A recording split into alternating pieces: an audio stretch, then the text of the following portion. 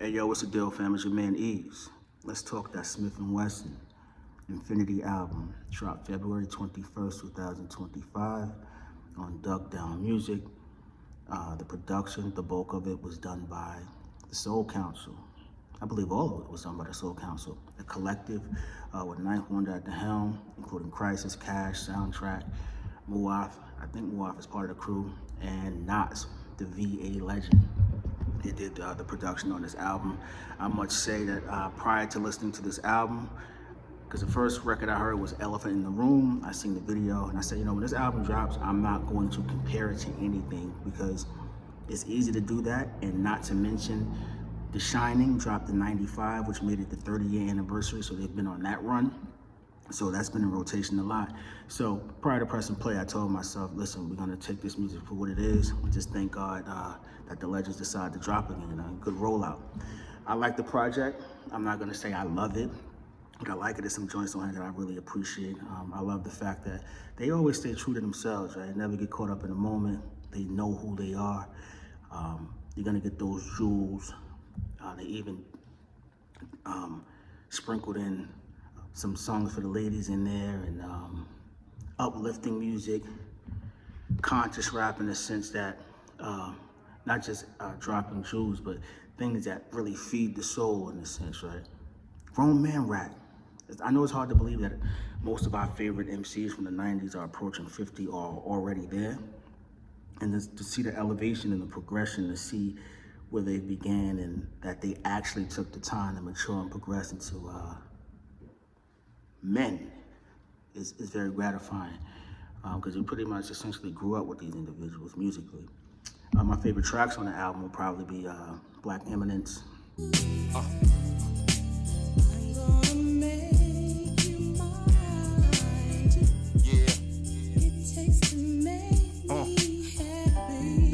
I'm blessed and I'm highly favored, gotta thank God. Moses Promise and On My Soul has 14 tracks. I love the way Crisis chopped up the joint on Moses Promise. It was a different type of feel, different type of swing with the chops. For me to win, I need my whole team to be straight. With no emotions, cause jealousy is a bitch trait. We get the cake and trim the fat before we eat the steak. If one is lacking, he can come get full of my plate. And you can really hear it like towards the end, like when they break down the track, you can really see the detail in which he utilized to make that beat. I love the fact that Prodigy is featured on this, as well as P, Sean P.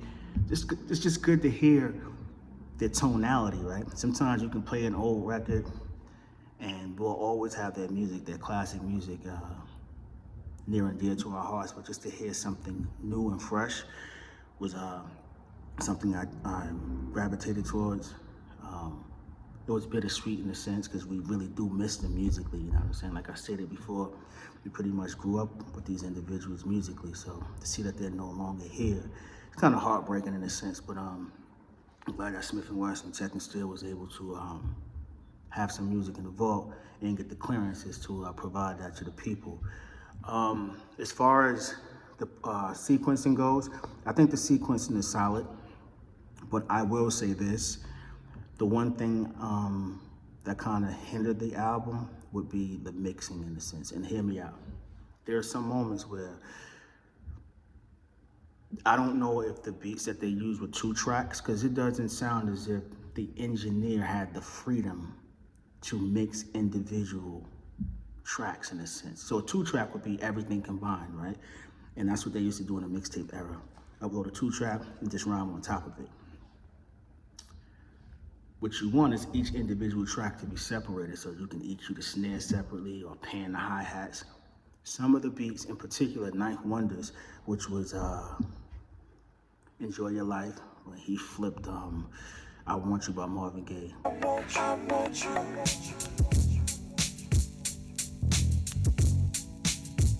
Want me to. I want you. Very clever, I like that. As well as Shine.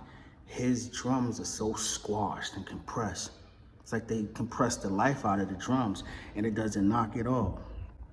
I think the flip was fire, but the compression was a bit too much. So once we've gotten to about track 7, which was Beautiful Trip, After that is track 8, Enjoy Your Life, and you can hear the vast difference in the music for about 3 or 4 tracks.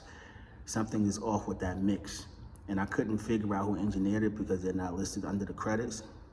And I wanted to see if it was various engineers, because sometimes that's what happens. Like, you work with an engineer here, you have one over here, and if they're not in sync, it's gonna alter the entire project, putting a lot of pressure on the mastering engineer. But once you get to track 11, On My Soul, Every hood is invited, yeah. All I wanna see is my niggas united. The story can be written in stone if we write it. The thought of niggas winning, it get me excited. I felt as though soundtrack kind of brought back that the sonics that I was seeking. Quality joint that's featuring Buckshot, BDI Thug, also a New York legend in his own right, of Black Moon. Just listened to the track, the album quite a few times. I say I like it. I don't love it, as I stated, because it's hard to really fall in love with something if it's not sonically appeasing to you. But I would challenge you all to press play on it, because you're definitely gonna find some joints on here that you really enjoy. And it seems as though that they're excited about making music, you know what I'm saying? Like, I really like that, and I appreciate that. And I'm happy for them, you know? They can hit the road and have some additional songs to really perform to the people. Because not many people can say they got 30 years in the game and are still able to put out music that people are willing to press play on, right? So shout out to Smif-N-Wessun. Infinity is the album. Once again, it dropped on February 21st, 2025. My favorite tracks will be track 2, Moses Promise. I stated track 5 I love, and track 11 will be On My Soul. But they got some other ones on here. I got a feeling a lot of you gonna love Medina. A lot of you gonna, that is so hip hop. But let me know in the comment section what's your favorite track. Go check out Smif-N-Wessun, man. Infinity. And let me know what your favorite track is in the comment section. As always, remain true to self. Never forget who you are. Go get your shit. Let me get this straight. You can accomplish so much. You can sell records, go on tour, headline by yourself, have memorable verses, do your own production, be well respected. And the moment you don't do what people want you to do, all of it goes away. What am I talking about? I'm talking about J. Cole. I feel like a lot of the discussion points and talking around him, or the hate, for lack of a better term, it seems forced. Like it's a facade, just for engagement. And a lot of us like to utilize the same talking point over and over, how hip hop is a competitive sport, and you know, you gotta step up to the plate, and oh, that's cool, but newsflash, welcome to the real world. Everything is competitive. Even the job that you have. More than likely you went on an interview, right? There were probably other candidates there, right? And you presented yourself in such a way that you got the job. That's a form of competition. Everyone doesn't have connections to where interviews are simply formalities and you get a job, right? That's competition. So why are we acting like hip hop is the only form of competition, or where you gotta stand on certain things?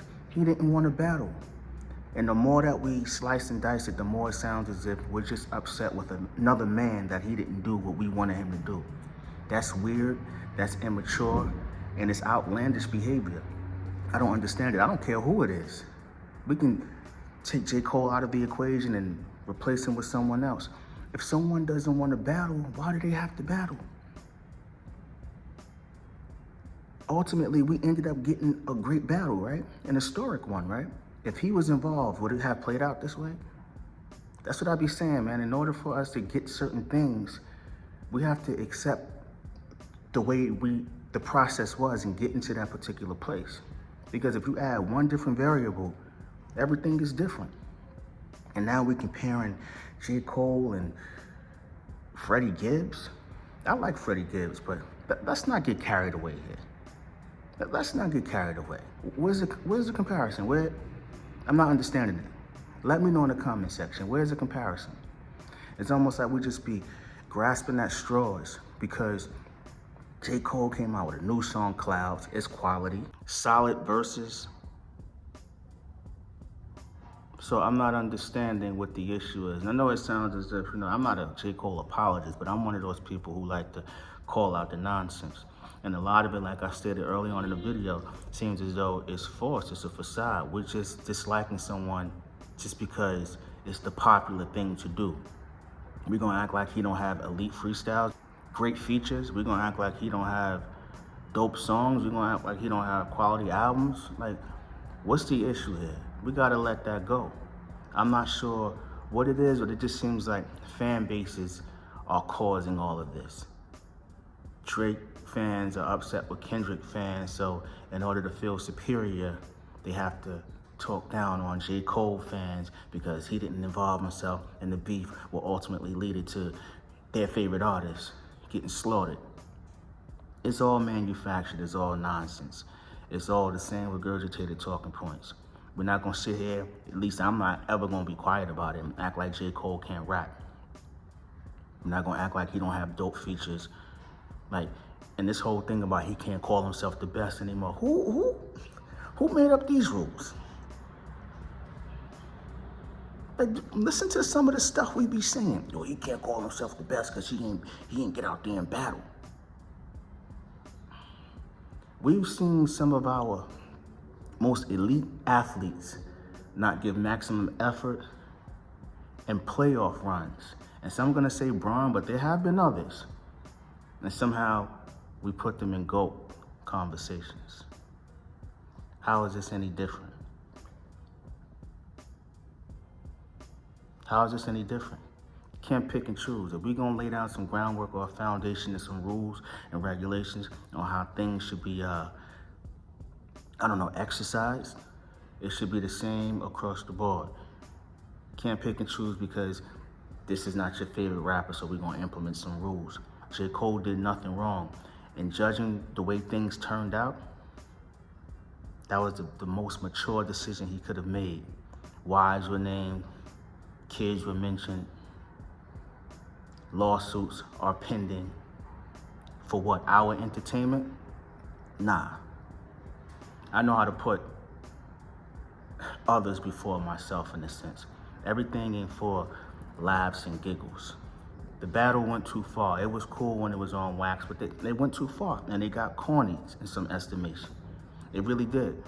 So shout out to J. Cole for exhibiting some balance, self-reflection, knowing who he is, knowing what he can handle and what he can't, and just exiting stage left. There's nothing wrong with that, man. There's a lesson in all of that. Points about hip-hop is competitive. Everything is competitive. J. Cole can rap. The new song Clouds is dope. He still can sell out a show. He still moves the needle. So we got to figure out what is your bias and where does it lie or where does it derive from, and deal with that, because we're not about to rewrite history in real time because of someone not wanting to battle. Freddie Gibbs, he's a quality artist, but don't put him in the same conversations as J. Cole. You're bugging. Nah. Hey, yo, Eeze.